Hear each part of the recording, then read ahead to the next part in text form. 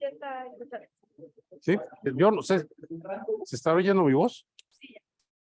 Bueno, vamos a comenzar. Ahorita termino de hablar. Bueno, listo. Ya estamos listos. Lo voy a presentar. Sí. Bueno, buenas tardes. Bienvenidos al seminario permanente de INIAD.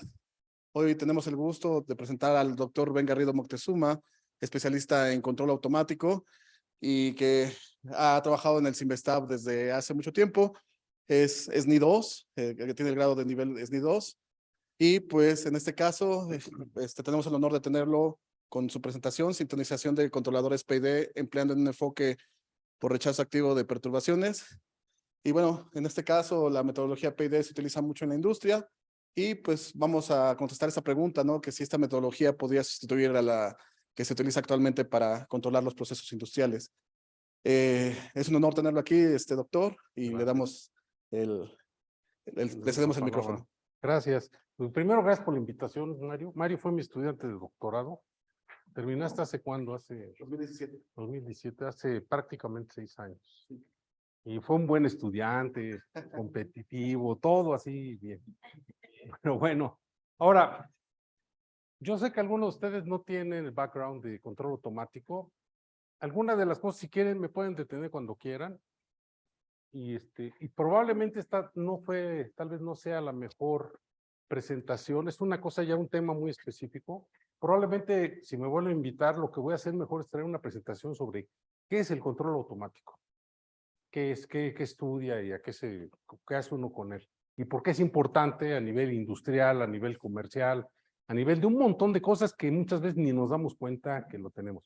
Ahora, lo que voy a ver en particular en esta plática, ¿sí?, es sintonización de un controlador PID, empleando lo que se denomina técnicamente un rechazo activo de perturbaciones. Y luego hay una pregunta que me hicieron aquí en el INIAC, es, ¿esa metodología puede en un momento dado reemplazar metodologías que existen en el mercado? Esa se las voy a responder hasta el último. Y les voy a dar mi opinión. Ok. Ahora, antes de que comience yo, ¿de dónde vengo? El Cinvestav es Centro de Investigación y Estudios Avanzados del Instituto Politécnico Nacional. Cuenta con 21 departamentos, uno de ellos es el de control automático. Existen únicamente estudios de maestría y doctorado ahí. Los estudiantes no pagan colegiaturas, más bien es CONACYT quien les puede dar becas si son aceptados en los programas. Pues ahí todo es gratuito, ¿sí?, excepto los pasajes de las peceras para llegar ahí, ¿no? Que ya van a desaparecer, además ya las van a chatarrizar. Bueno, ya dicho eso, ya más para que se den una idea de dónde vengo.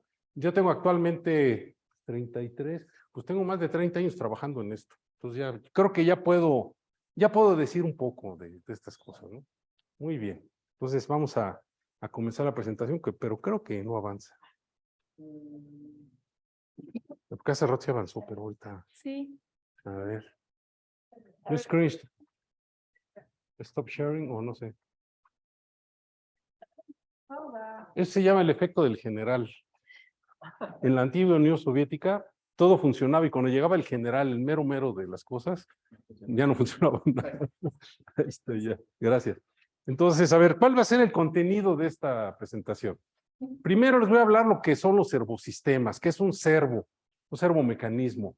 Posteriormente voy a hablar de modelos matemáticos. Ya no puse la palabra matemáticos para no espantar a la gente, porque aquí, bueno, después les voy a platicar cosas. Voy a hablar de los controladores proporcional, integral, derivativo. Después, a lo mejor esta parte me la puedo pasar un poco rápido porque es un poquito especializada. Vamos a ver lo que es la sintonización de controladores PID. Finalmente les voy a mostrar unos resultados experimentales, unos videos en donde van ustedes ver el motor, parte del servomecanismo, cómo se comporta dependiendo de cómo se sintoniza, pues para que vean que efectivamente esto sí sirve, no se queda nada más en un artículo de investigación ahí marihuano que está publicado, que lo leen unas cuantas personas y que no sirve, o sea, sirve para algo, pero nadie se toma la precaución de ir y ponerlo a funcionar a ver si es cierto que sirve. Entonces, realmente a mí lo que me gusta es que las cosas, o sea, mi filosofía es que si yo voy a hacer una teoría, de preferencia tiene que funcionar en algún prototipo de laboratorio. Esa es mi filosofía de trabajo. Ahora, vamos a ver qué son los servosistemas. Antes de que comience yo, ¿qué es un servosistema? Imagínense un motor eléctrico que tiene su amplificador de potencia ¿sí? Tiene una computadora, un procesador digital que la va a ayudar a hacer el control. Tiene un conjunto de sensores, por ejemplo, sensor de posición, sensor de velocidad. Y ahorita que están de moda los vehículos eléctricos, ahí hay un servo, o sea, nada más que son servosistemas controlados en velocidad. Tienen un motor o dos motores como los Tesla. El Tesla más caro, modelo 3, tiene tracción trasera y delantera. Cada uno de esos motores se puede considerar como un servosistema. Tiene su electrónica de potencia, tiene los sensores, tiene prácticamente lo mismo que les voy a mencionar aquí, excepto que están dedicados al control en velocidad. Entonces son motores. Los tipos de motores ahorita ni siquiera voy a hablar porque hay muchísimos, ¿sí? Generalmente cuando se enseña a uno en la práctica pedagógica, uno emplea motores de corriente directa con escobillas, esos que vienen en juguetes y vienen en muchas cosas. En el caso industrial, como los coches Tesla y muchos robots industriales, se emplean los que se denominan motores sin escobillas o brushless, ¿sí? Que son parecidos, requieren una electrónica un poco más complicada, pero en el fondo resultan ser de la misma familia, ¿no? Son como primos ahí de eso. Entonces, eso es como que para darles el panorama de qué cosa voy a ver aquí. Ahora, ¿dónde se emplean? Pues se emplean en un montón de cosas, o sea, por ejemplo, en robots manipuladores, de todo lo que ves en las industrias. No sé si hayan visto últimamente los videos de Elon Musk, donde salen todos los robots ensamblando cosas y todo. De hecho, cualquier industria de coches ahora, todas llevan un conjunto de robots, ya sea para pintar, para ensamblar, para colocar piezas, y los seres humanos nada más se dedican a dar como los detalles finos, pero el trabajo pesado lo están haciendo los robots. ¿Y qué mueven los robots? Motores, servomecanismos, servosistemas. Es lo que está, ese es, digamos, como el músculo que está abajo de todas esas aplicaciones. En el caso de los drones, que se parece mucho al control, o sea, son control en velocidad, en este caso de los cuadrotores, que creo que es el apuntador no, creo que no sirve. A ver, no. Bueno, me voy a acercar aquí. O sea, los cuadrotores aquí en este caso, cada uno de estos, de sus terminales tiene un motor.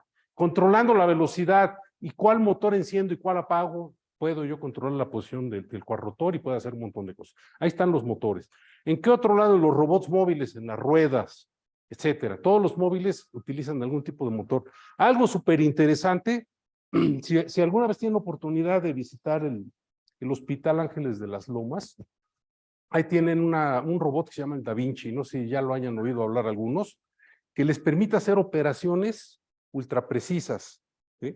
Ese robot, hay una historia muy larga atrás del robot. De hecho, ese robot se fabricó hace casi unos 15 o 20 años. Las pruebas en pacientes se hicieron aquí en México. Hubo una persona aquí en México que se encargó de realizarlas. O sea, todos los protocolos, y de hecho la primera operación que se hizo fue extracción creo que de la vesícula biliar, es una de las que se hizo primero. Y bueno, el fondo relacionado con la plática es que todo está lleno de motores ahí para que se pueda mover con precisión el robot. Ya no voy a decir más porque es un tópico solito, ese es muy interesante. Ahora, son componentes fundamentales en la industria, eso ya se los he dicho. Y bueno, tienen otro aspecto que es un tema de investigación que a pesar de que ya los motores se conocen desde hace muchísimos años, de hecho Nikola Tesla inventó de alguna manera el motor de corriente alterna, el jaula de ardilla hace como 100 años o más, ¿sí? Y que aún así se siguen usando en bombas, se siguen usando en un montón de lugares, siguen siendo temas de investigación porque siempre es posible hacer las cosas de manera óptima o de maneras diferentes para diferentes tareas.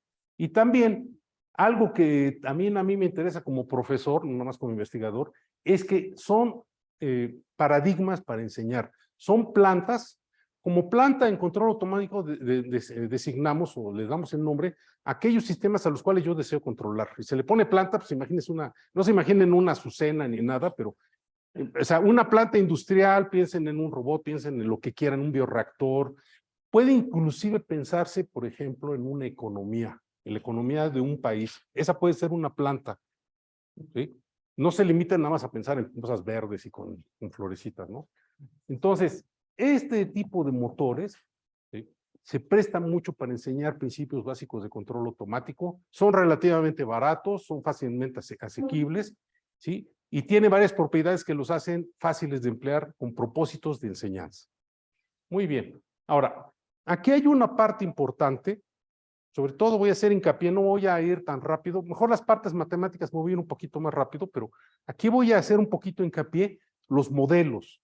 El modelado es probablemente una de las actividades que todos los seres humanos hacemos hasta de manera inconsciente. Cuando nosotros tenemos, por ejemplo, conocemos un amigo y decimos, no, pues este cuate es así, es buena onda, o es un hijo de su, o lo que sea, o tal persona es así, asado, de alguna manera estamos siendo modelado. Y todo el tiempo estamos siendo modelado. Y cuando la persona se comporta de otra manera, ese conocimiento nuevo se lo agregamos al modelo mental que tenemos.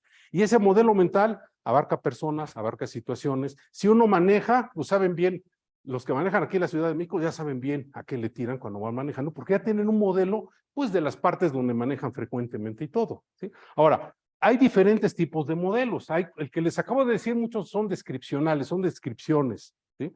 Algunas veces son modelos lógicos, ¿sí? Ahora, los que más nos interesan a nosotros son los modelos matemáticos, en el caso de control automático. ¿Por qué? Porque de alguna manera un modelo matemático condensa en una ecuación, en un ente muy sencillito, un conocimiento que si ustedes lo dijeran en palabras sería bastante complicado, ¿sí? Bueno, ahora, dicho esta parte, vamos a ver cuál es el modelo de un servomecanismo, y para comenzar voy a distinguir dos tipos de motores porque son los que nos están interesando en la plática. Primero son los motores pequeñitos que están aquí, donde se describen mediante modelos lineales. Ahorita, los que no sepan qué es un modelo lineal, me lo pueden preguntar, si no ahorita lo vemos, es una cosa muy sencilla. Y también se pueden considerar motores de mayor tamaño, los cuales es necesario hacerles algún tipo de control electrónico para que puedan funcionar correctamente, ¿sí? Los motores pequeñitos de los prototipos de laboratorio no necesitan eso, los industriales sí, ¿sí? Bueno, ahorita no me voy a detener tanto en estos detalles, tomando en cuenta que hay una audiencia bastante amplia aquí.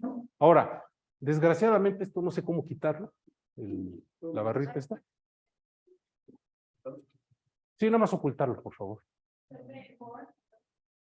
Ándale, mejor sí, así por favor, gracias. Ok, y luego siguen. Ok, gracias. ¿Qué tenemos aquí? Uno de los tipos de modelos que más nos interesa en física, en la ingeniería de control, en comunicaciones y en muchos aspectos de la ingeniería, son las ecuaciones diferenciales con coeficientes constantes. En este caso particular, ustedes pueden ir a un libro por ejemplo, de texto de control automático, como sería el libro de Ogata, el libro de Kuo, y hay muchos libros clásicos, y inclusive ya hay muchos autores, inclusive hay libros ya de mexicanos de eso, y lo que pueden ver es que en estos libros, el modelo matemático de un sistema de este tipo está escrito por una ecuación diferencial de segundo orden, ¿sí? Estoy ignorando las dinámicas eléctricas, o sea, la dinámica eléctrica ahorita no la tomo en cuenta, y ¿cómo lo obtengo? Se emplea esencialmente la segunda ley de Newton, ¿sí? Donde el cambio, en este caso de momentum, va a ser igual a la suma de todas las fuerzas, o en este caso de pares, o si le quieren hablar en inglés, torques, que están afectando el mecanismo. O sea, imagínense un mecanismo está rotando, ¿sí? Entonces, el producto en este caso, de la inercia por la aceleración angular va a ser igual a la suma de todos los pares que están afectando, que en este caso van a estar referidos a la fricción viscosa, ¿sí? A la entrada de control, que en este caso es un voltaje o una corriente que va a estar aplicando un amplificador, y finalmente perturbaciones. O sea, va a haber perturbaciones, que es otro aspecto que es importantísimo en los sistemas. Me voy a detener un poquito aquí en esta parte antes de seguir. Las perturbaciones son fenómenos que afectan el desempeño de un sistema. Les voy a poner 2 o 3 ejemplos. Primer ejemplo, tienen un cuarrotor que está volando. De repente llega una ráfaga de aire y en lugar de que esté aquí, la ráfaga de aire lo saca y comienza a moverse para todos lados el cuarrotor. ¿Qué necesitan ustedes? Un controlador, una ley de control, un algoritmo de control que les permita mantenerlo lo más cercano posible a la posición que había originalmente antes de la ráfaga de aire, ¿sí? Es un sistema de control. Ahora, les voy a poner un ejemplo de un sistema de control natural, nosotros mismos. Los seres humanos estamos repletos de lazos de realimentación. Por ejemplo, hay un lazo de realimentación que controla nuestra temperatura, que manda más o menos, salvo que no nos dé COVID, ¿verdad? Si nos da COVID, pues ya se fregó el asunto.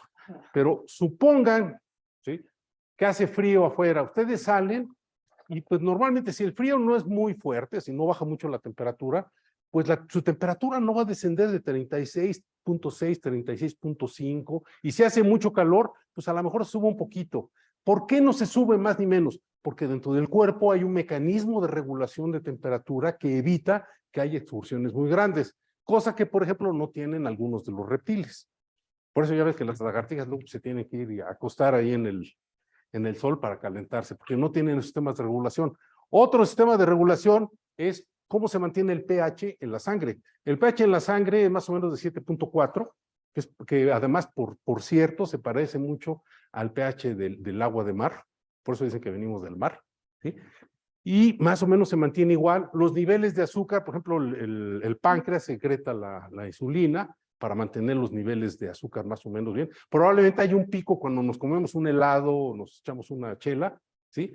Pero después de un tiempo, si todo funciona bien y no somos diabéticos, ¿qué es lo que hace el azúcar en la sangre? Se va a 200 y luego después comienza a bajar, hasta que se mantiene en un valor de 100. No me acuerdo ahorita las unidades, creo que son gramos o miligramos por decilitro, algo así, una cantidad, no me acuerdo ahorita de las unidades. Entonces, son sistemas de control. Y entonces, ¿por qué menciono esto? Porque un servo, un motor también tiene perturbaciones. Si yo voy a mover un péndulo con el motor está rotando, pues cuando el péndulo suba, la fuerza de gravedad aquí, el brazo de palanca que tiene aquí va a ser más grande y va a intentar bajar el péndulo. Y el motor lo que tiene que hacer es levantarlo para acometer su tarea.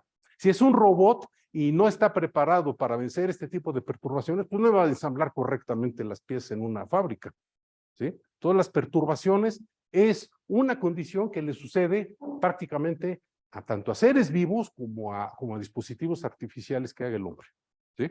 Ese es algo importante. Y los sistemas de control, una de sus misiones es rechazar el efecto de esas perturbaciones, compensarlo. Si la temperatura sube, pues yo le bajo, por ejemplo, si es un horno, pues yo bajo la temperatura porque subió la temperatura afuera, lo bajo para que se mantenga, no sé, en 300 grados, para que los gansitos marinelas se hagan bien, ¿sí? Pero si baja la temperatura y hace frío en invierno allá en Nuevo León, pues evidentemente tengo que darle más gas al horno para que vuelva a subir la temperatura, ¿sí? Y eso ustedes también lo conocen, aunque luego no, a lo mejor no se dan cuenta, en las planchas tienen un sistema de regulación muy sencillo, pero mantienen la temperatura de manera de que no se quemen las camisas, no se quemen los pantalones, ¿sí? Los calentadores de agua es lo mismo. Tienen sistemas muy rudimentarios de control de temperatura, pero que funcionan bastante bien y que nos hacen la vida de nosotros bastante más fácil. Los niveles de agua en los tinacos, etcétera, son sistemas muy sencillos que nos sirven diariamente. Y de ahí, pues hay cosas mucho más complicadas. Bueno, regresando a esta parte de aquí, ¿qué tenemos? Tenemos una ecuación diferencial de segundo orden, porque tenemos dos derivadas acá. Coeficientes constantes, esa es la inercia, la fricción y aquí la ganancia en este caso, del amplificador de potencia. Los coeficientes, o en este caso, esos parámetros son constantes, y por eso decimos que estamos hablando de sistemas lineales, ¿sí? Con coeficientes, de sistemas variables invariantes en el tiempo, porque los coeficientes, al menos en un rango de funcionamiento, se mantienen constantes. Por eso decimos eso. Es una manera de control automático. En este caso, la variable Y es la posición angular, Y punto, que es su derivada entera, porque aquí hay gente que le gustan las derivadas fraccionarias, pues en este caso la velocidad, que la pongo aquí, y U es una señal de control que puede ser un voltaje, puede ser una señal digital de un procesador, etcétera. Ahorita no importa eso. Ahorita para la práctica no importa. Y también, bueno, esto me permite dividir todo entre J, esto es muy sencillo, y puedo reescribir en este modelo, en esta reescritura del modelo, ¿sí? Esto me permite que se funcione mejor. O sea, para mis propósitos me permite, es mejor manipular este modelo que está aquí que el modelo que tenía yo originalmente. Pero también pueden hacer otras maneras de escribirlo dependiendo de qué se les ocurre a ustedes con una ley de control. Hay muchas maneras de hacerlo. En este caso, ya los parámetros originales se transforman en A, B y D barra, donde A es F sobre J, B de burro va a ser K sobre J, etcétera. ¿Sí? Ese es lo que importa. Entonces, sigo teniendo el modelo, y recuerden, antes de que siga yo, ¿qué es un modelo? Es una abstracción. Los modelos, por definición, todos los modelos son malos. Así lo decía un profesor mío. O sea, no sé si te acuerdas de Diego Bricio, un matemático así súper eminente, fue mi profesor. ¿Qué me decía? Los modelos son caricaturas de la realidad. Y si quieren, un día les traigo una plática y tengo algunas buenas o sea, unas buenas imágenes que ilustran esas partes, ¿sí? Los modelos son eso, todos son malos, nada más que algunos sirven un poquito más que otros, ¿sí? O sea, ¿qué quiere decir? Que la apreciación que tenemos de una persona es equivocada en general. Eso es lo que quiere decir esto. ¿Cuál pues tiene su fondo filosófico? Ahora, aquí hablo de los modelos lineales perturbados, que en este caso es la ecuación diferencial que vimos hace rato, le aplicamos en control automático lo que se llama la transformada de Laplace, es un cambio de variable que transforma una ecuación diferencial en un ente algebraico, ¿sí? Y finalmente esto nos permite escribir un diagrama de bloques. No sé si hay gente aquí que seguramente ha trabajado MATLAB Simulink, yo creo que sí. Los que lo han trabajado, pues, ¿qué ven ahí? Pues ven un diagrama, me lo fusilé de ahí, ¿verdad? Me agarré y aquí está, MATLAB Simulink. ¿Qué tengo aquí? Una planta de primer orden, o sea, un polo, con un polo estable, en este caso es positivo, tengo un integrador, tengo una ganancia de entrada, una señal de entrada, la perturbación y la salida. O sea, yo puedo, considerando condiciones iniciales cero, intercambiar, o sea, o hacer equivalente una representación en transformadas de Laplace o en una ecuación diferencial. ¿Para qué hijos me sirve todo eso? O sea, está bien, ya los enrollé con las ecuaciones. Me van a servir, entre otras cosas, estos modelos para diseñar controladores, para que después yo los implemente en un procesador y el sistema de veras, el sistema que pretende este modelo, ¿cómo se llama? O sea, que trata de imitar su comportamiento, que en la realidad lo haga. Y entre más se parezca mi modelo a la planta real, al sistema de veras, pues estaré más cercano a ese objetivo. Yo diseño con algo virtual, pero al final se lo aplico a algo de veras. ¿Sí? Ok. ¿Dudas aquí? ¿Preguntas? Está interesante, ¿verdad? Bueno. Así como aquí compran Quanser, pues yo también he tenido que comprar algunos productos Quanser. Yo creo que los profesores ya saben. Es un amplificador de potencia, o sea, sigo con las perturbaciones porque es un tópico central en control automático. ¿Dónde pueden aparecer en particular en los servos? Pueden aparecer en voltajes parásitos o compensaciones que luego tienen los amplificadores de potencia que hacen que si ustedes aplican 0 voltios a la salida, no hay 0, hay por ejemplo 0.01. Entonces ya hay un sesgo ahí y eso hay que compensarlo porque si no, cuando se lo aplican al motor, le ponen un voltaje 0 y el motor comienza a dar vueltas y dicen, pues, ¿por qué? Pues si está en 0, pues porque hay alguna perturbación ahí de voltaje. Muy bien. ¿Qué más puede ser como perturbación? En los sistemas mecánicos, la gente que estudia mecánica, robótica, saben bien que los fenómenos... ¿Qué le pasó? Ay, algo se cayó aquí. No, pues déjalo. Una perturbación. Hay una perturbación a la presentación. Ahí está, ya. Atenuada la perturbación. Ok. ¿Qué le estaba diciendo? Ah, perdón. La gente de mecánica sabe bien que existen fenómenos de fricción. La fricción nos puede servir en algunos casos y en otros casos tiene efectos que no nos convienen. ¿A dónde sirve la fricción? Pues cuando usamos el coche, presionamos el pedal de freno, ¿qué es lo que estamos haciendo? La fricción que originalmente tiene el coche respecto del aire y las llantas con el suelo, súbitamente le apretamos el freno, si son frenos de disco de esos Brembo, así, esos picudos, que yo creo que algunos sí los conocen, se cierran las balatas y se va frenando el coche. Lo que estamos haciendo es agregar fricción al coche y estamos cambiando su dinámica para que se frene. ¿Sí? Ahora, eso está muy bien en un automóvil, pero en un motor que ustedes quieren posicionar, por ejemplo, en el robot Da Vinci, pues eso no me conviene. Lo que me conviene es tratar de compensar lo mejor posible esos fenómenos de fricción, sobre todo fricción seca, no lineal. Ustedes no sé si hayan intentado luego mover, por ejemplo, alguna cosa sobre un eje y que no esté bien lubricado. De repente como que se detiene y hace cosas feas así, ¿no? Bueno, aún lubricando a niveles, por ejemplo, cuando necesitan alta presión, esos fenómenos de fricción echan a perder la precisión de posicionamiento de un motor. Entonces yo las voy a considerar aquí como perturbaciones que voy a tratar de vencer con la ayuda de un controlador. ¿Qué otra cosa puede ser una perturbación? Puede ser un péndulo, una carga mecánica. Por ejemplo, los brazos de los robots los pueden ver como perturbaciones de los motores que están moviendo las articulaciones del robot. ¿Sí? Pueden ser, se las pueden ver de esa manera. O también, en este caso particular, puede haber incertidumbres paramétricas, es decir, pues de por sí ya les dije que los modelos son, en general, pues son malos todos, ¿no? Y nada más que unos sirven. Pero hay unos que son un poquito, no tan malos, sino que son malísimos.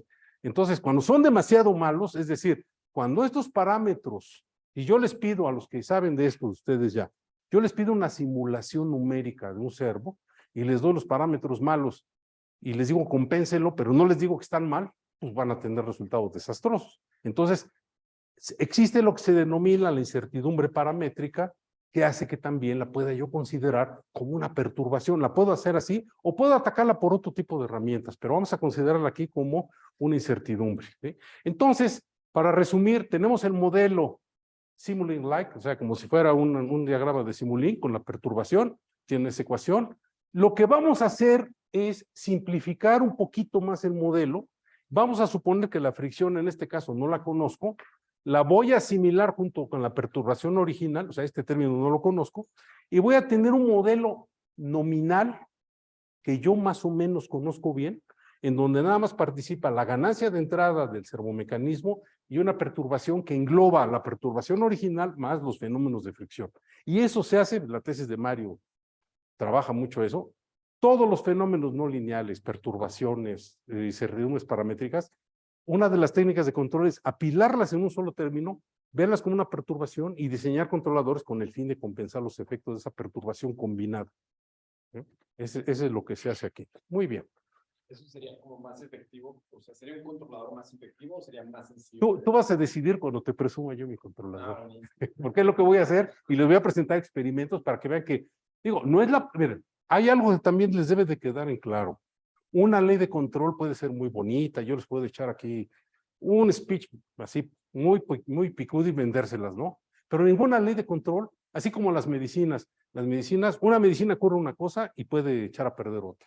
Entonces, esto no cura todos los males, sirve para cierto tipo de problemas. Y para cierto tipo de problemas funciona bastante bien, como lo van a ver ahorita, ¿sí? Pero no sirve para todo. Ok. Ahora, vamos a ver el archirrecontrarreconocido controlador o ley de control o algoritmo proporcional integral derivativo, el famoso PID. ¿Dónde lo encuentran? Si ustedes en este momento van y compran un servocontrolador de motores, adentro está un PID o alguna variante de él, en casi todo. Control de procesos, o sea, todas las compañías tienen PIDs ahí metidos, salvo algún control predictivo ahí raro. Generalmente todas tienen PIDs con variantes de un tipo y todo, pero en el fondo todas tienen esos componentes que ahorita vamos a ver. Ahorita les voy a enseñar. Primero, es el controlador más empleado en la industria. Ahora voy a hacer un poquito de historia. Entonces, ¿cuáles son eventos importantes? O sea, es interesante ver la historia. Recuperé nada más 2 o 3, porque realmente la historia del PID es mucho más interesante que lo que les voy a poner. Aquí comenzamos con este dispositivo que regulaba la velocidad de las máquinas de vapor, controlando el vapor. O sea, es un sistema realimentado mecánico que se inventó por allá de casi finales del siglo XVIII, final del siglo XVIII en Inglaterra por James Watt. De hecho, había otros mecanismos de vapor, pero lo que hizo fue posible mantener un chorro de gas sobre una turbina, sobre lo que se moviera. ¿Y qué es lo que facilitó eso? La revolución industrial. O sea, el control automático fue uno de los precursores más importantes de la revolución industrial y que dicho sea de paso, también comenzó el calentamiento global y comenzó un montón de cosas de ahí de por medio, ¿no? Y también, todavía de alguna manera estamos viviendo eso. Este fue el primer golpe que hubo así fuerte de tecnología que movió, o sea, modificó la manera en cómo se fabricaban los bienes de consumo. Antes una cuchara, pues la tenían que raspar en madera o a martillazo limpio la hacían los herreros. Lo que abrió esto es la posibilidad después de fabricarlas en serie, en masas, así, en grandes cantidades. Entonces, este dispositivo es el regulador de Watt. Se puede considerar el primer dispositivo realimentado de uso industrial y que tuvo una influencia tremenda en todo el mundo, en todos, y la seguimos viviendo. Ahora, esta es la parte, digamos, de ingeniería. ¿Qué pasó a nivel de teoría? La gente que ha estudiado electromagnetismo sabe las ecuaciones de Maxwell, ¿sí? Pero este señor era un genio. Aparte de estudiar eso, de todos los fenómenos de campos magnéticos, eléctricos, interacciones, él comenzó a estudiar los mecanismos de estabilidad para que un sistema realimentado, bien diseñado, funcionara bien y uno mal, explicara por qué funciona mal si no lo hago correctamente en la realimentación y cálculo de la ley de control. Entonces, este señor fue el precursor de eso y posteriormente, otro hecho importantísimo es que, dicho sea de paso, el primer artículo sobre controladores PID publicado con una aplicación fue de Nicolás Minorski, y fue para el control del ángulo del timón de un barco. Esa fue la primera aplicación reportada en un artículo en una revista de investigación hace ya más de 100 años. En 1922 ya son 101 años que se publicó eso. O sea, el PID ya desde ese punto de vista tiene más de 100 años de su primer artículo. Entonces, digamos, son 3 de los muchos hitos que hubo dentro de la historia del control automático asociado al PID. Ahora, ¿cómo se sintoniza un controlador? Primero hay que pensar, sobre todo para las personas que no son de mi edad, que son mucho más jóvenes que yo, no sé si hayan visto los radios de las personas de antes, ¿no? ¿Cómo se sintonizaban? O sea, había un receptor heterodino y había un oscilador que tenía que entrar en resonancia con otro, entonces le movían ahí a una perilla y sintonizaban una estación de radio, ¿verdad? Y yo creo que todavía algunos por ahí lo hacen, ¿no? Ahora es digital, ahora agarran y ya todo lo hace automáticamente un circuito. Pero anteriormente ustedes iban con el radio y le comenzaban a mover y luego si eran de banda, de onda corta, ay, luego yo todavía me tocó un poco eso y les costaba trabajo. Entonces ahí la palabra clave es la sintonización. Sintonizaban y le comenzaban a mover ahí. Esa palabra la heredaron, la emplearon la gente de la industria y dijeron, bueno, así como sintonizamos un radio, pues vamos a sintonizar controladores. Los controladores tienen perillas. Oye, pues sintonizar las perillas de un radio pues, se parece a la sintonización de las ganancias de un controlador. Y en esa época, pues no había Pixel 6, no había Samsung S22 y todo eso. Era todo con bulbos, o ya en el mejor caso en los 60s con transistores, o en los 70s con amplificadores operacionales, en los 80s ya con algunas compuertas ahí, ¿sí? Pero el término se quedó en sintonización tuning. O sea, ¿eso qué quiere decir? La pregunta es, sintonizar, o más bien la observación es, ¿sintonizar es el efecto o es la actividad de mover las ganancias, ajustar las ganancias de un controlador, las perillas, sean reales o sean virtuales, para que un controlador funcione correctamente, de acuerdo a lo que nosotros queramos? ¿Sí? Bueno, entonces, ¿cuáles sintonizaciones había antes? En 1942 se inventó este método por Ziegler y Nichols, ¿sí? Uno muy famoso que lo van a encontrar en todos los libros de texto, ¿sí? Para sintonización, para control de procesos. Vean, estoy distinguiendo en este caso, creo que sí hay, pero no se ve aquí, mira. No, pues lo nulificó, quién sabe qué pasó ahí. Pero bueno, primero estaba la sintonización a mano. Entonces, un experto humano ya sabía más o menos cómo estaba la onda. Ay, mira, ahí más o menos. Ahí está, ya quedó. Y le pagaban una lana para hacer eso. Después alguien dijo, no, pues hay que hacerle algo más formal, un poquito más ordenado, nada más. Y entonces se inventaron las reglas de sintonización de Ziegler-Nichols, que ahorita no voy a poner a mencionar. Y después vinieron el método de Cohen-Kuhn. Y para el que le interese, les puedo pasar una referencia con 205 reglas de sintonización de controladores. O sea, para que vean que eso siguió y siguió. ¿Cuál es el efecto de la sintonización? Entonces, vean, la referencia, ahorita con el experimento que les voy a enseñar les va a quedar claro eso de la referencia. La referencia es el valor que yo quiero. Por ejemplo, si yo quiero que un controlador, un motor, tenga 1000 revoluciones por minuto, ¿sí? Pues yo le pongo 1000 revoluciones, que sería, por ejemplo, esta rayita, o la temperatura de un horno, ¿sí? Que está aquí, ¿sí? ¿Qué pasa con el proceso si lo sintonizo mal? Vean, la temperatura real, esa es la que yo quiero y la que oscila aquí es la de veras, ¿sí? Comienza a oscilar. Imagínense si los gansitos están a 300 grados y la temperatura oscila entre 400 y 200 grados, unos van a salir crudos y otros van a salir quemados, ¿no? No nos conviene. Entonces, ¿qué es lo que hacen? Van sintonizando, vean, comienzo aquí. Entonces, el experto humano o la regla de sintonización, las aplicas, las vas moviendo. Vean cómo ahora la temperatura, pues ya no se excursiones tan grandes, cada vez más pequeñas, hasta que llega un momento en que responde muy bien, o inclusive está lo que se denomina en control automático sobreamortiguado. Va lento, lento, lento, ¿sí? Eso es lo que es la sintonización. Pero eso comenzó más bien en procesos a control de temperatura, de nivel, de presión, etcétera, en la industria. Ahora, ¿qué pasó en los servomecanismos? Aquí hay un montón también de métodos. Bueno, comenzando con el manual, donde a ojímetro ustedes llegan y yo también lo hago en el laboratorio y pues, ya con la experiencia que tengo ya no me falla tanto. O sea, de repente sí, sale medio feo. Pero lo mejor es utilizar algo un poquito más ordenado y más formal. En este caso, hay métodos basados en modelo. Quiere decir que yo empleo el modelo que les mostré hace rato y con ese en base a una técnica matemática diseño el controlador, calculo las ganancias, la sintonización del controlador. Entonces, para la gente que no esté, ¿cómo se llama? Familiarizada, hay métodos que les denominamos, por ejemplo, localización de polos, regulador cuadrático lineal. Los que han visto control, yo creo que ya tienen una idea. Si no, no importa. Lo que nada más, la idea con la que deben de quedar es que hay métodos matemáticos para hacer eso. No importa si los conocen o no. También, y eso lo estoy haciendo recientemente ya en mi trabajo de investigación, yo puedo utilizar herramientas, no sé si conozcan las famosas metaheurísticas, los algoritmos genéticos o la optimización, por ejemplo, de partículas. Eso ahorita actualmente tengo tesis dos tesis de doctorado que están trabajando en eso, y lo que hacen es una búsqueda exhaustiva en una simulación de las mejores ganancias de un algoritmo, tomando en cuenta restricciones de estabilidad, para posteriormente ya tomar esas ganancias y aplicárselas al sistema de veras. Y eso hay muy buenos resultados que estamos obteniendo, que es otra manera de hacer la sintonización. Pero bueno, no voy a echar crema a mis tacos, ahí se para. Muy bien. ¿Qué topologías? Topología, ¿cómo arreglo el controlador?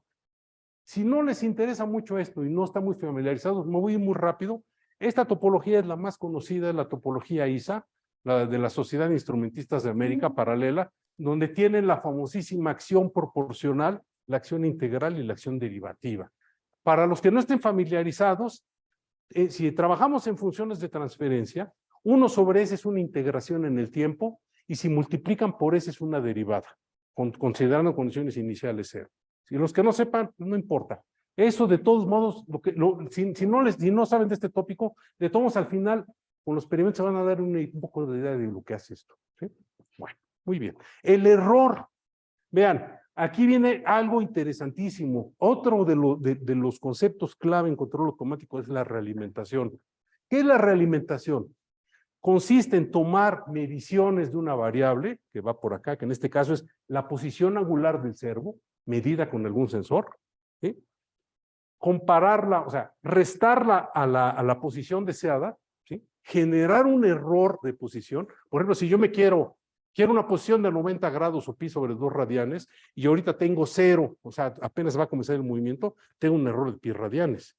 Entonces, si ese error es grande, evidentemente el controlador lo va a procesar, ¿sí? El error se va a multiplicar por una ganancia, se va a integrar en el tiempo, ¿sí? Aquí, y se va a obtener su derivada temporal también. Entonces, si el error cambia así, pues vean, tiene la curva del error, vean ahora la pendiente que va teniendo eso. O sea, empleen sus ideas del control de cálculo, así o sea, del cálculo derivativo y integral que vieron en alguna vez. Aquí se aplica nada más que la variable independencia del tiempo. Entonces se integra, se deriva de respecto del tiempo y con eso se fabrica la señal de control que va aquí. ¿Sí? Bueno, muy bien. Ahora, hay varias topologías, pero antes de detenerme a las topologías, los que ya saben algo de PIDs se van a acordar muy fácilmente de esto, de que si yo incremento el valor de la acción proporcional, lo que voy a hacer es que le voy a dar velocidad al sistema, lo voy a hacer cada vez más rápido, ¿sí? A una costa de que a lo mejor oscile, ¿sí? Entonces, necesito otras cosas que me permitan aumentar la velocidad, pero sin oscilaciones. Entonces, para eso tengo otras dos acciones de control. La acción integral, que en este caso va a eliminar el error en estado estacionario, al menos idealmente, y en la práctica lo que vas a intentar hacerlo muy pequeñito, ¿sí? Y también a nivel teórico se le puede considerar como un estimador de incertidumbres o de perturbaciones. Y finalmente, la acción derivativa, depende de ustedes dónde lean el libro. En los libros de control de servos, o por ejemplo en robótica, normalmente la acción derivativa lo que está haciendo es imitar el comportamiento de un amortiguador mecánico, ¿sí? Entonces introduce amortiguamiento.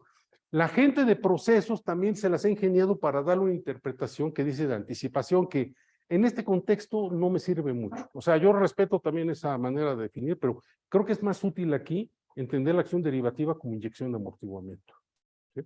Entonces, a ver, ¿qué es el amortiguamiento? Pues imagínense una pecera de esas así que ya tiene 10 años que la van a chatarrizar y que tiene sus amortiguadores mal. Si pasa por un tope, por algo, ¿cómo se comporta la pecera? ¿Cuál es su coeficiente de amortiguamiento? Pequeño, va a oscilar. El sistema mecánico ese va a oscilar. si tuviera bien sus amortiguadores, sobre todo si son Gabriel, de esos así picudos, de esos así de alto desempeño, va a llegar, va a tener un pequeño bump y luego después se va a estabilizar. Hay buen amortiguamiento. Quiere decir que el valor equivalente en un servo sería que la KD es de un valor bastante elevado. ¿Sí? Ok, entonces, esa es la explicación. Si después desean, les puedo traer inclusive un prototipo o dos prototipos.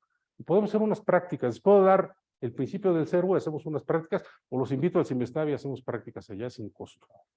Pero que lo vean ahí funcionando, no nada más que sea rollo mío aquí.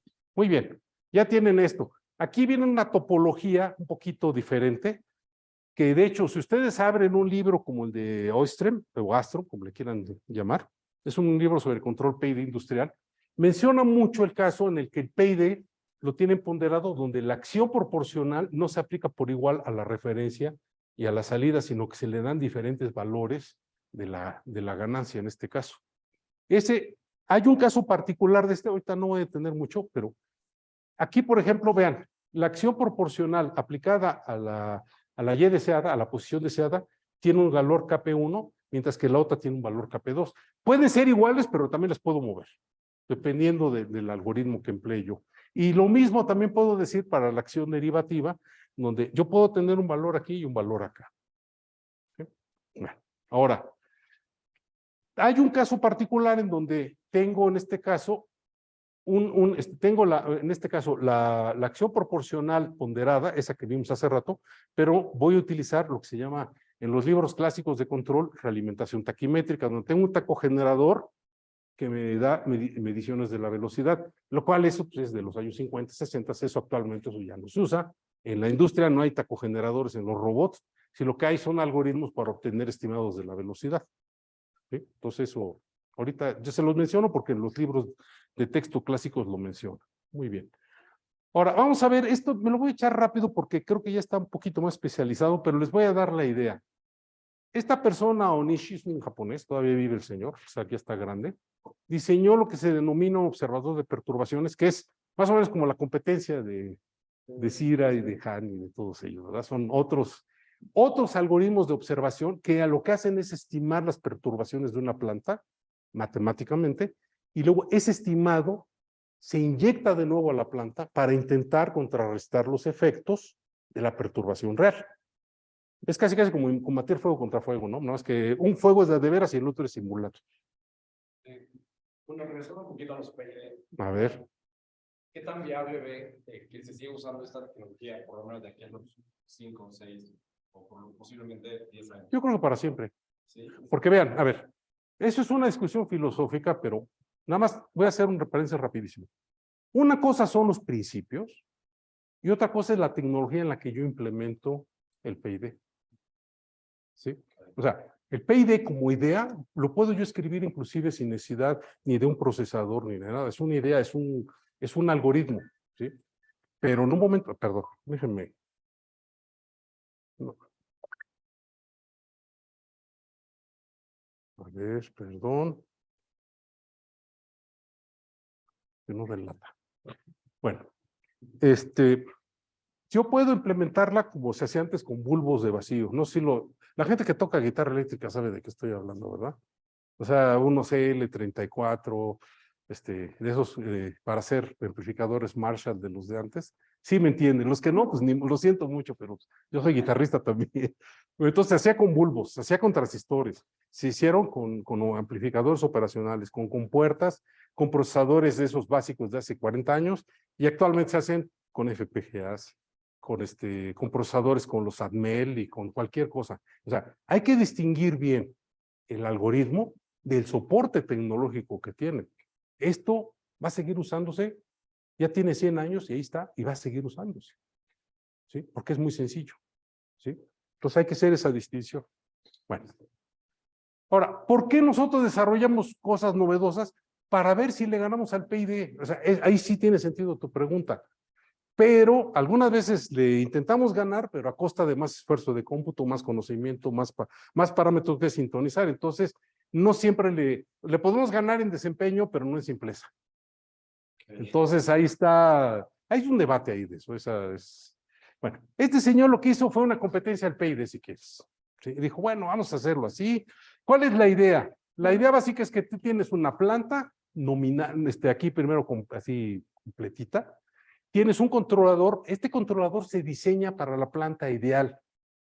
O sea, es cuando tienen una chava de Facebook, que luego, pues, la de veras es una manera, pero en Facebook, o ustedes, ¿no? Se quitan los granitos, todo, se arreglan así bonitos y se van a ver nice ahí, ¿sí? Eso es lo ideal, lo nominal. Pero en la realidad uno tiene granos, está uno calvo, está uno todo, ¿no? Entonces, esa sería la planta no nominal. Entonces, para la planta nominal, para la bonita, le diseño un controlador idealizado, ¿sí? Pero resulta que la planta, pues, no es así. ¿Qué es lo que hago? Evidentemente no se hace con personas. Diseño un observador de incertidumbres que va a tratar de estimar la incertidumbre que está afectando a la planta. Va a hacer un estimado, por eso le pongo este gorrito acá, y este estimado lo que va a hacer es tratar de contrarrestar dentro de una cierta región de frecuencias, ¿sí?, el efecto de esta cosa sobre esta. Y que generalmente lo puede uno hacer. ¿Pero eso no es en una parte anticipativa? O sea, ¿se anticipa el error o simplemente es un cálculo? Es un cálculo. De hecho, ahorita vamos a ver por qué no sería anticipativo. Pero siempre se le puede dar la vuelta para interpretarlo, ¿eh? Pero ahorita, yo no lo veo ahorita, ¿eh? Y aquí tiene lo que se denomina, o sea, tienen la planta y tienen el controlador nominal y después tienen un observador de incertidumbres. Va a ser un estimado de este acá, se lo inyecto y con eso voy a tratar de darle en la torre a los efectos de la perturbación de veras. Si, por ejemplo, yo tengo un brazo robot que no lo puedo levantar, estimo cuánto peso tiene esta cosa, ¿sí?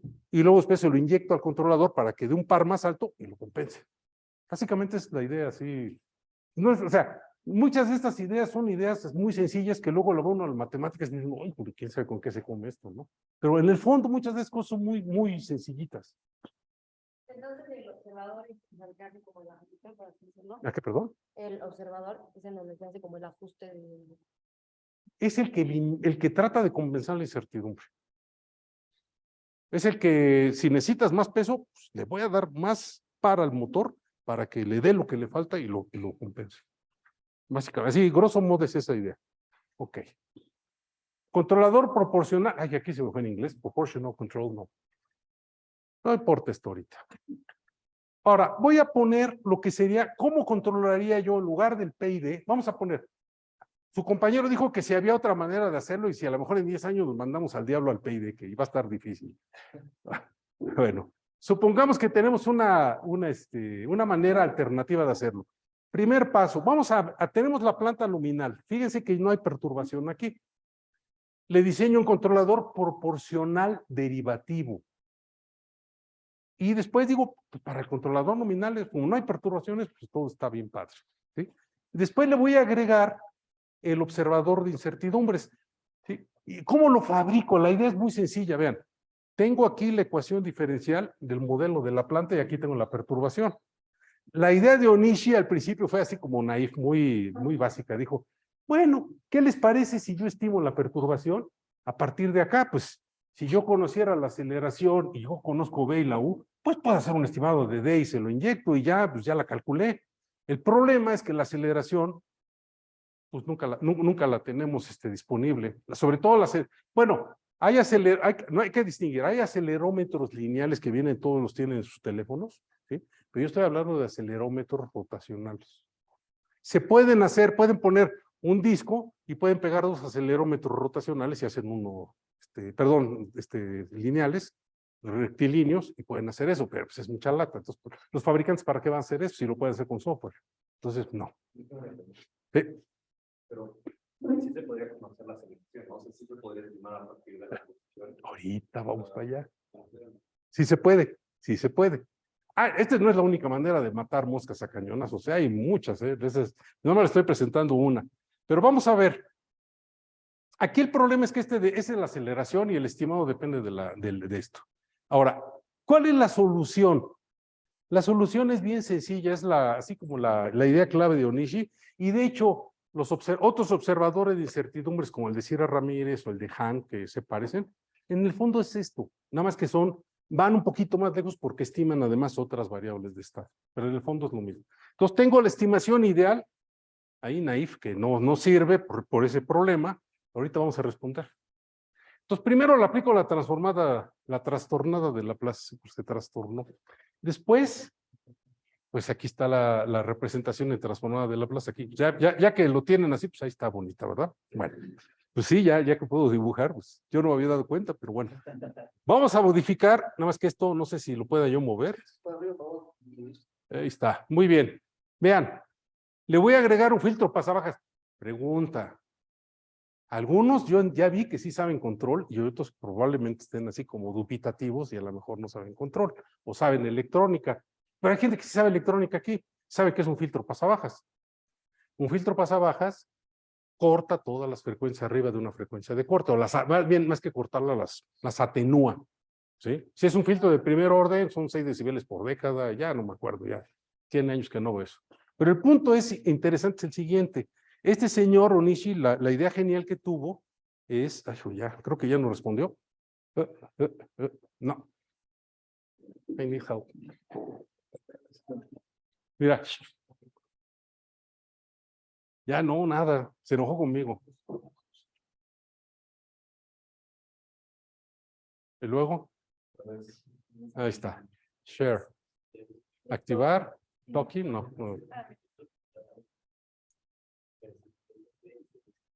Ay. Ok, perfecto. Ya debe estar. A ver, vamos. No.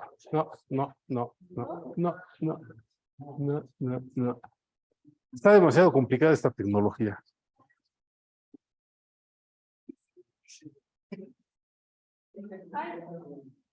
¿Se tronó el Zoom?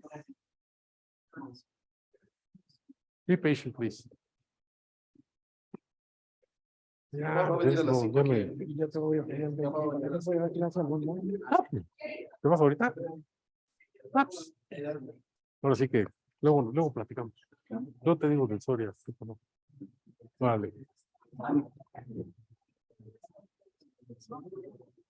Hay una duda por allá, doctor. A ver, Ahí está, mira, ya está. a ver, déjame, doctor. Si quieres, responda la duda. A ver, la duda. No, a ver, si lo arreglo, porque así como que no sirve, pero bueno. Pues, un controlador PID se parece como mucho en concepto al entrenamiento de una inteligencia artificial, ¿no? O sea, al crear, o sea, como tienes que crear un modelo que a partir de ese modelo se llegue al resultado deseado. Entonces, No estoy de acuerdo. Lo que sí es cuando sintonizas el PID, entonces es un entrenamiento. No. O sea, si tú lo haces a mano, una inteligencia artificial lo podía hacer. no, pero más bien me refiero a que los dos tienen que llegar como a un resultado. Entonces, ¿qué como combinación se está haciendo como de los controladores con la inteligencia artificial? En mi caso particular, porque yo creo que hay muchos, en mi caso particular lo que yo hago es, tengo las ganancias y lo que hago con, bueno, no sé si las metaheurísticas sean inteligencia artificial, pero lo que hago es sintonizar con un algoritmo de optimización, por ejemplo, de partículas, que se puede considerar como eso, y al final lo que hace es sintonizar y obtengo el resultado que yo quiero. Sí, pero fuera de línea, Un control adaptable es en línea. Si quieren, un día les doy una plática de control adaptable y con experimentos de veras, no, nada de rollos ahí. Bueno, a ver, ya funciona, a ver.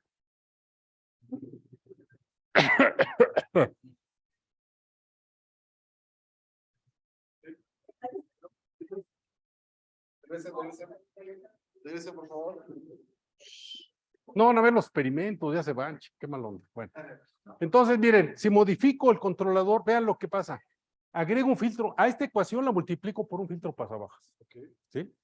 Entonces, ahora, si yo me sigo el camino vean, para responder a su compañero, reconstruyo una aproximación de la aceleración. ¿Qué es lo que hago? Tomo la medición de la velocidad o la estimación y eso es equivalente, si la multiplico por un filtro, pasa altas, no pasa bajas, pasa altas, que resulta de agregar esta S con lo que estoy haciendo en el fondo, así sin darme cuenta, es reconstruir la aceleración. También puede ser con un observador de Loenberger o con otras cosas, ¿no? Pero digamos aquí con este enfoque, ¿no? Y aquí está el filtro pasabajas. La frecuencia de corte del filtro es beta, o sea, hace esto el filtro, llega así en el diagrama de Bob y luego comienza a caer la parte de magnitud, ¿sí? No sé si lo visualizan. Entonces, este filtro lo que lo tiene, o sea, nos da una ventaja, pero al mismo tiempo limita la región de frecuencias de la perturbación. Si la perturbación cambia demasiado rápido, no voy a ser capaz de compensar, lo cual es obvio, ¿no? Si ustedes van siguiendo un coche y el coche cambia demasiado rápido, está haciendo así, y su dron es lento, pues no, nunca lo van a ver, ¿sí? ¿Qué pasó?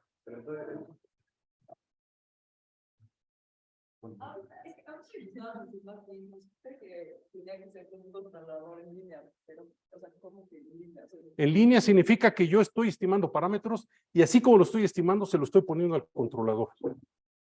Mientras fuera de línea, primero estimo los parámetros, me detengo, me tomo mi tiempo, voy por un café y todo, le meto los parámetros a la computadora, otro cafecito, lo pongo a funcionar y ya, es fuera de línea. En línea es en tiempo real. Sí. Entonces, esto más que el de perturbaciones, Ujú. si se tiene como un modelo muy exacto de las perturbaciones que hay, entonces podría funcionar como complemento al video también. Sí, también se puede poner, aunque aquí es equivalente, también puedo usar un PID y además meterle esto, lo cual va a hacer que aparezca una doble integral si ustedes obtienen la función de transferencia del lazo cerrado. Aquí, ¿saben qué? Para que nos vayamos a los experimentos, la parte de la equivalencia me la voy a pasar así rapidísimo. Los que les interese, tengo un artículo, ustedes me dicen, se los mando free of charge. Y ustedes lo ven es más, se va a quedar en la memoria la presentación. Ustedes la pueden, les sacan un PDF y la ven como quieran. ¿Tienen dudas? Ahorita les paso, ¿cómo se llama? Tarjeta de presentación y ahorita les echo un rollo interesante también. Vamos rápido. Entonces, el controlador sería este. ¿Cuál es la idea? Es un controlador proporcional derivativo más un estimador de perturbaciones. La idea de la sintonización es que yo busque la equivalencia entre este controlador y un PID original para ver qué me resulta. Fue la primera pregunta que hice con un estudiante de doctorado. Y se resultó algo súper sencillo, que al principio dijimos, ay no, la verdad es que está mal. Ya lo revisamos, está todo bien, pero al principio pensamos que era demasiado sencillo para ser verdad. Entonces, ¿qué es lo que hicimos?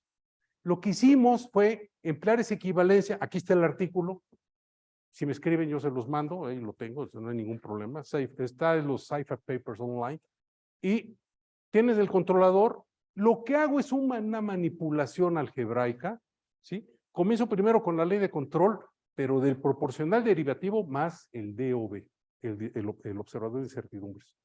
¿Cuál es mi objetivo en esta demostración? Que no la voy a ver en detalle, ver qué es equivalente a un PID.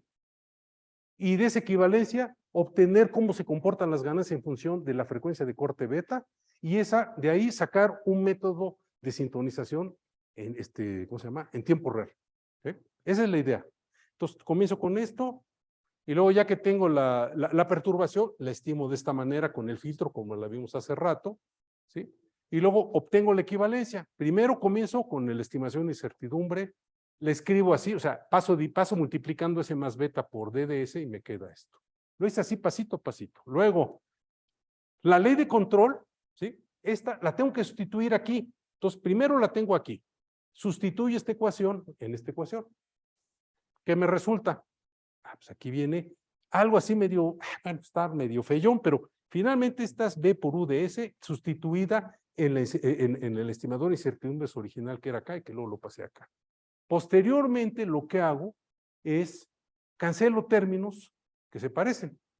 Esos dos se parecen, vean, ¿por qué se cancela? Porque lo multiplico por beta, me queda beta por D, gorro por S, y me queda con este canal conseguido cambiado y crán, se acabó. Ok, ya que sé eso, obtengo, le multiplico por menos DDS y al final de cuenta tengo esta expresión y esta menos D gorro de S está en la ley de control. Entonces, cuando la sustituyo en la ley de control original, esa que está ahí, me sale mi PID.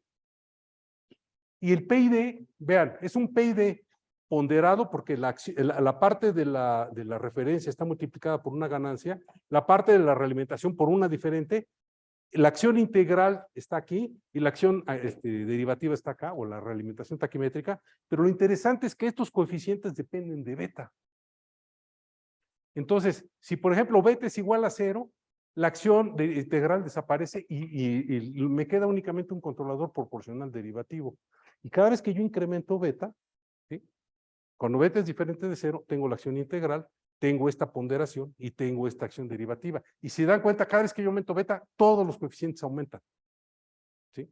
No les pongo todo el análisis, pero la gente que ya tiene más conocimiento de control, lo que va a pasar es que en el sistema de enlace cerrado van a aparecer un cero y un polo que se van a cancelar y que les va a quedar un sistema de segundo orden.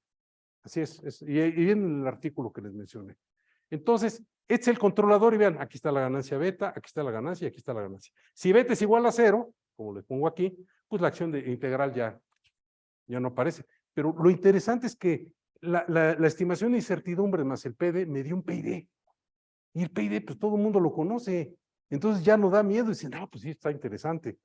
Pero aquí lo bueno de esto es que yo puedo, con eso se nos ocurrió una sintonización súper sencilla, ¿sí? La cual consiste primero en establecer una función de transferencia deseada de enlace cerrado para el sistema nominal. O sea, la que yo quisiera originalmente es como dije, yo me quiero casar con una persona que sea así, asado y todo, así y todo. Y luego diseño algo que lo obliga a ser así. Básicamente es eso, pues es lo que estamos haciendo ahí. Primero diseña lo bonito, así. No, pues quiero un chavo así, bien portado y todo. Pero sí, pero es medio flojo. Sí, pero entonces ahora le metemos control para que trabaje este condenado ya. Así, a la de a fuerza. Muy bien. Entonces, primero defino aquí en este caso, ¿cuáles son los factores que tengo que definir?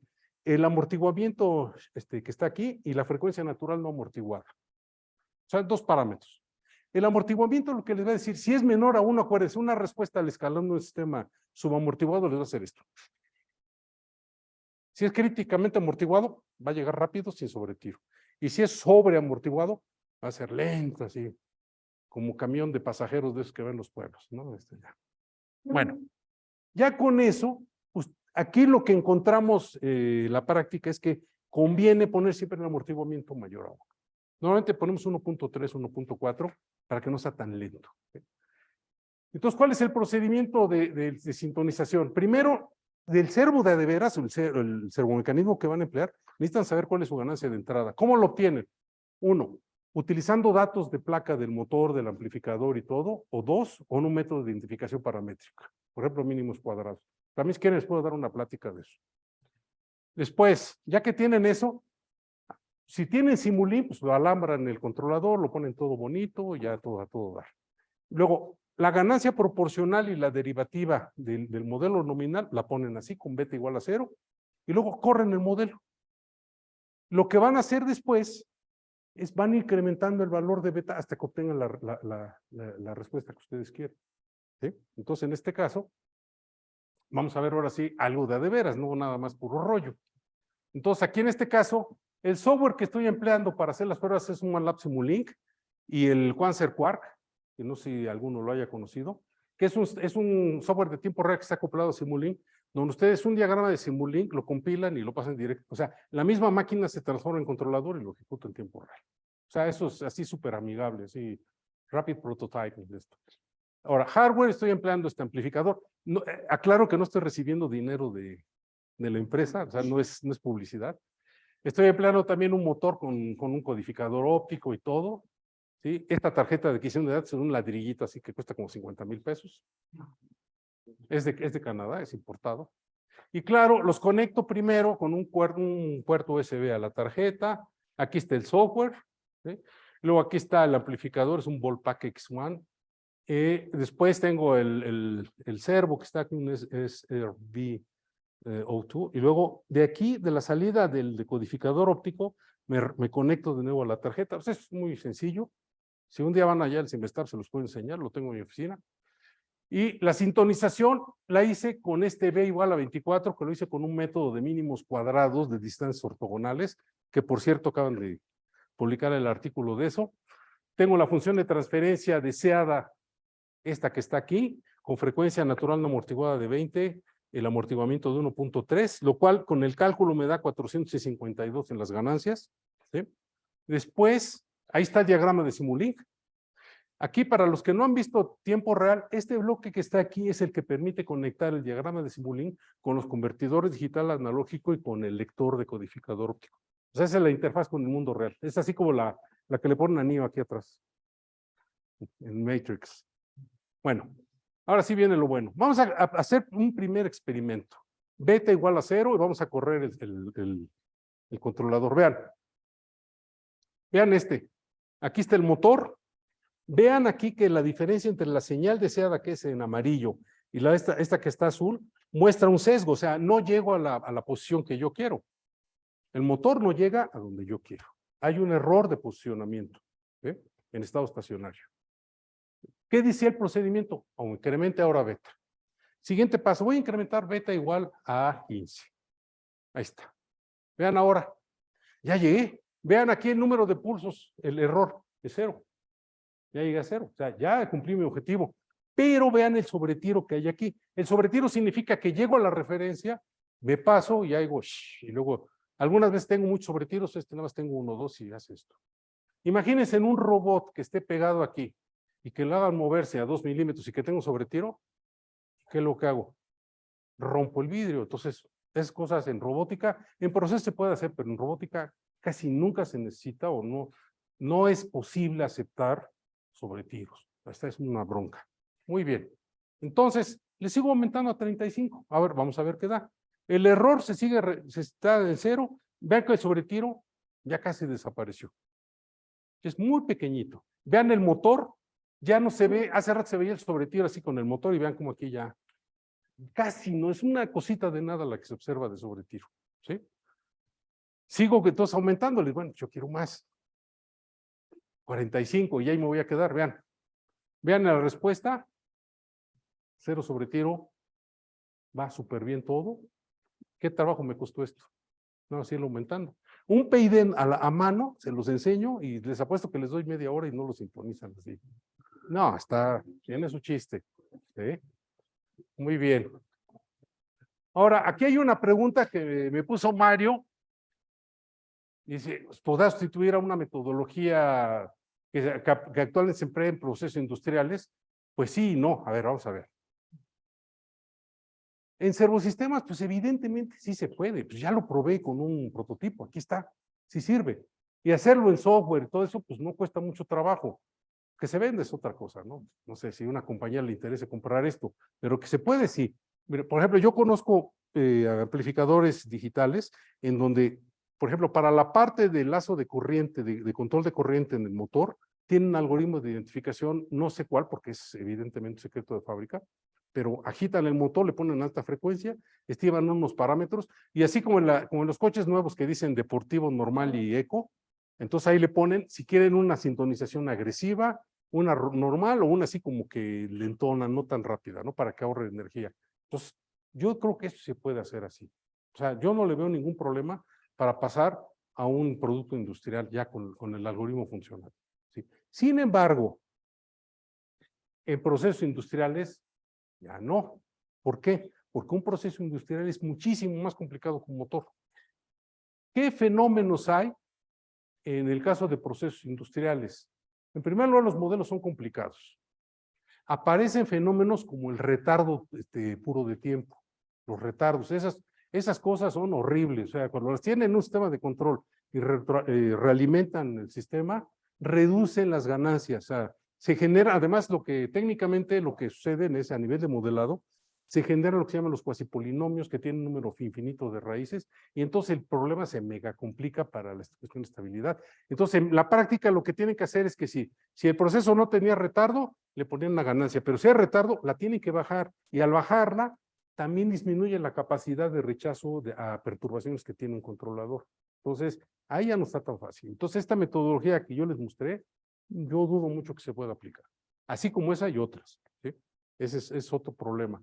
Ahora, hay ruido de medición. En el caso de los servos, si emplean un codificador óptico y tal vez hasta los magnéticos, el ruido de medición, digamos, no es un problema grave. Pero si miden, por ejemplo, la temperatura, no se hayan visto la salida de un sensor de temperatura que está haciendo esto. Y cuando aplican esta metodología, es posible que un valor grande de beta amplifique el ruido de medición y entonces adiós a la estabilidad y comienza a hacer cosas raras en el sistema. Entonces, para unas cosas sí sirve, para otras cosas no sirve, como les mencioné hace rato. ¿Sí? Por ejemplo, hay lo que se denomina técnicamente ceros de fase no mínima que ningún PID va a compensar. O sea, no lo van a poder hacer. Entonces, hay limitaciones, o sea, no todo es magia y maravilla, está todo bonito, ¿sí? Y si quieren, nada más me dejas, y ahorita preguntas hasta donde quieran, yo me quedo aquí todo lo que sea necesario. Entonces, conclusiones, el método únicamente requiere conocer, estimar o medir de alguna manera la ganancia de entrada. Ya, si tienen ese dato, ya pueden aplicar el método. ¿Y cómo se puede obtener esa información? Con datos de los aparatos del amplificador y del motor, o bien con un método de identificación paramétrica. Esa es una. Entonces no más necesitan eso, ¿sí? Está basado en la equivalencia entre un controlador PID y un controlador proporcional derivativo más un observador de incertidumbres. Es eso. Tercero, el método, pues al menos para mí es menos sencillo, digo, menos complicado que sintonización manual. O sea, la sintonización manual es horrible. O sea, yo ya se los digo por conocimiento de causa, ¿sí? Entonces, pues gracias. Espero que les haya gustado la plática. Estuvo muy larga, pero espero que haya sido interesante. Ahora sí, preguntas.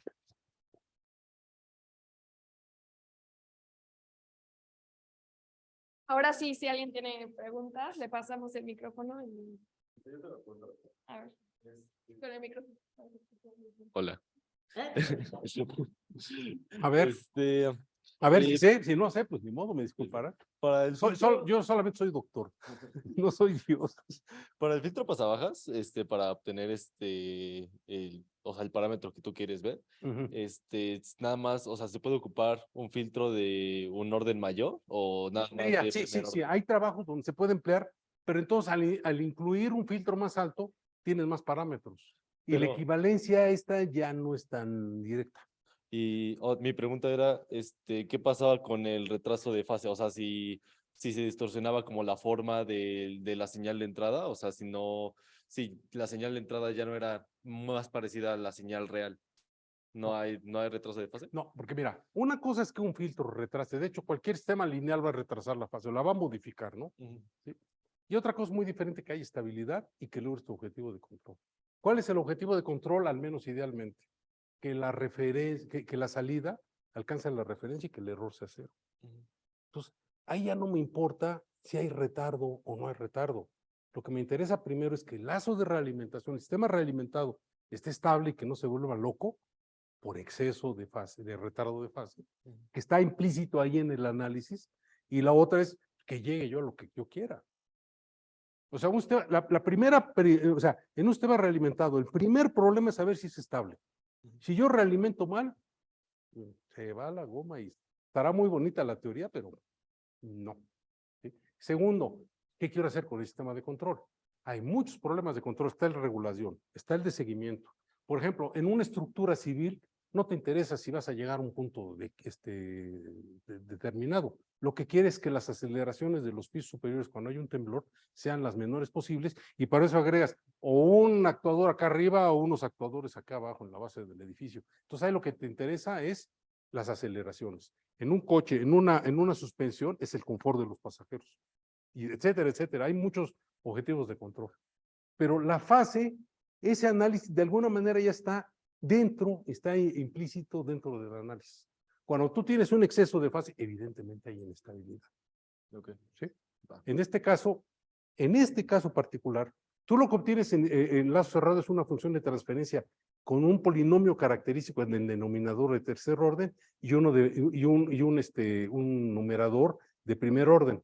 Pero ese cero, o sea, esa raíz de arriba, se cancela exactamente con la de abajo. Entonces, realmente tienes un sistema de segundo orden. ¿Cuál es el retardo de fase máximo ahí? 180 grados. O sea, apenas ahí pasas por ahí, por el punto de Naipes, o sea, con el menos 1,0. Entonces, no hay bronca. ¿Sí? Yo tengo una pregunta. Sí. Este, Más una, porque sí, sí. ya.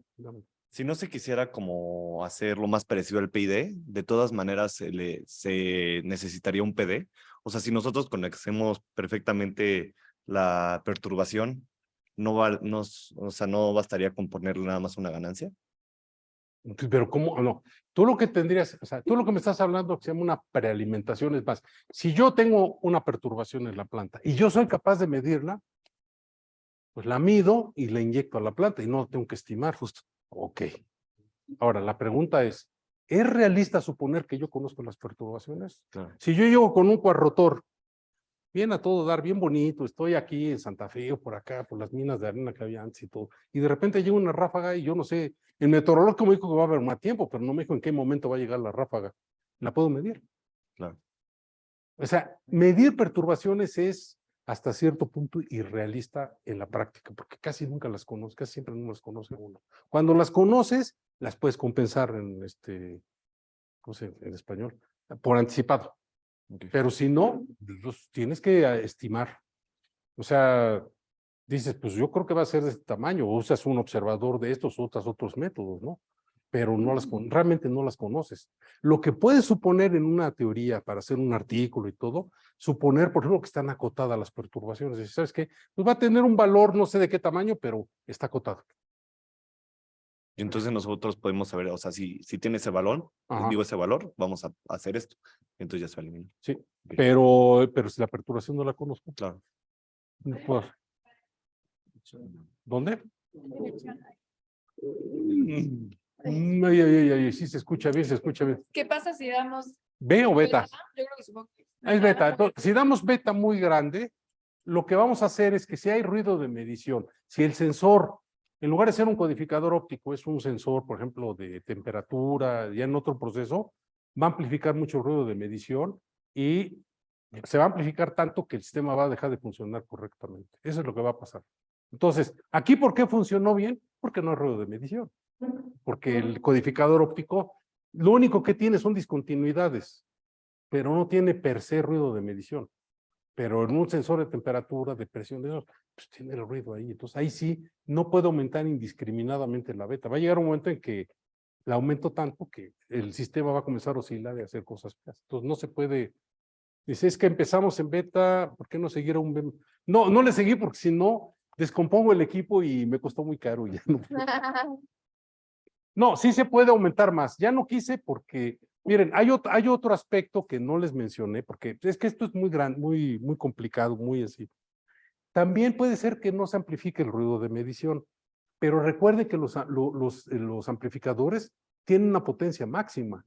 Si yo doy un valor de beta muy grande, es posible que las señales de control rebasen los valores máximos que pueda amplificar el amplificador de potencia. ¿Sí? Este amplificador maneja más o menos 10 voltios.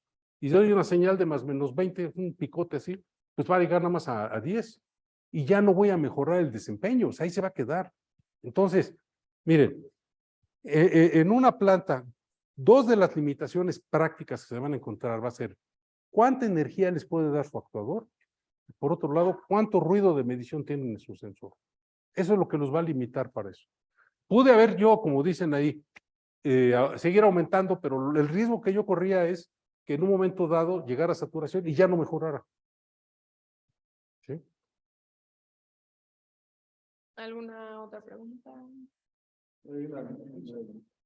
Aquí dice, considerando los parámetros de operación, ¿se puede acotar la señal de control para evitar un daño? Sí, sí se puede. Miren, ahorita, de hecho, ese es un tema de investigación interesante. Si se dan cuenta, cuando hago la equivalencia entre el controlador basado en el observador de incertidumbres y el PID, pues evidentemente hay un integrador ahí escondido, ¿sí?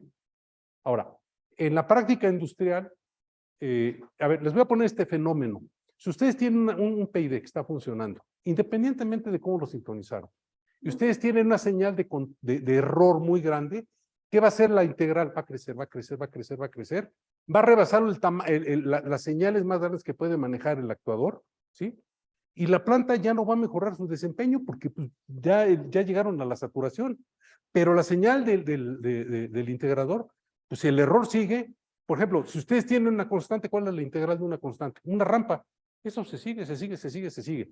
Si por azares del destino llegaran de nuevo a un punto de operación donde el error se vuelve a reducir, ¿sí? La señal a la salida del integrador es tan grande que puede causar una oscilación o inclusive una inestabilidad. Ese fenómeno lo describen en los libros, se llama wind-up, ¿sí? Y hay mecanismos de wind-up. Hay, por ejemplo, en el libro de Astrom, de Control PID, viene uno de los tantos mecanismos de esos.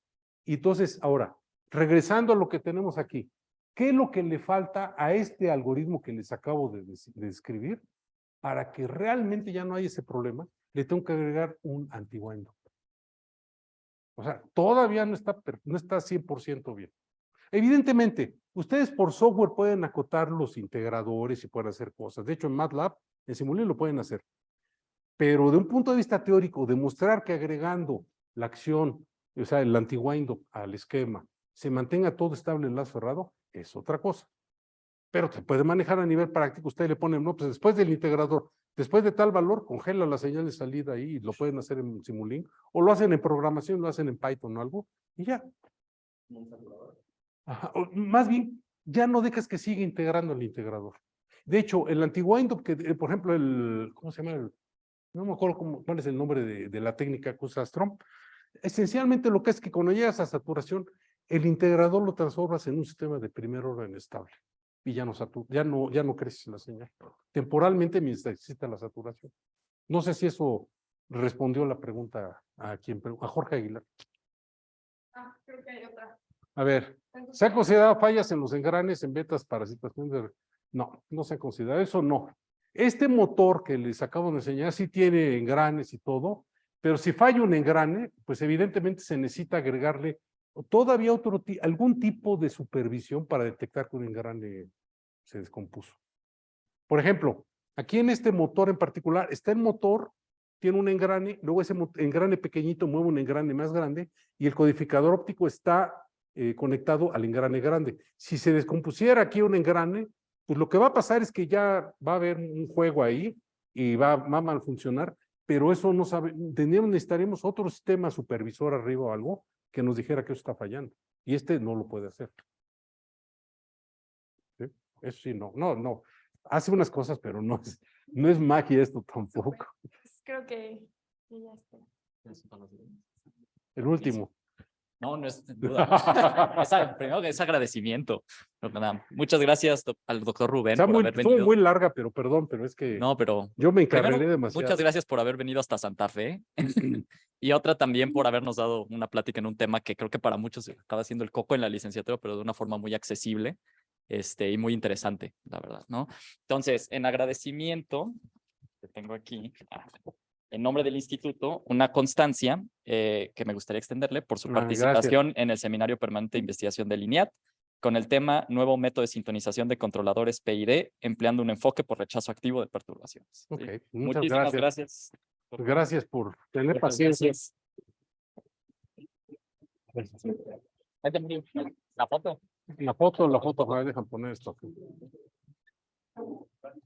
Gracias a todos en Zoom. Aquí estamos. Claro. Foto.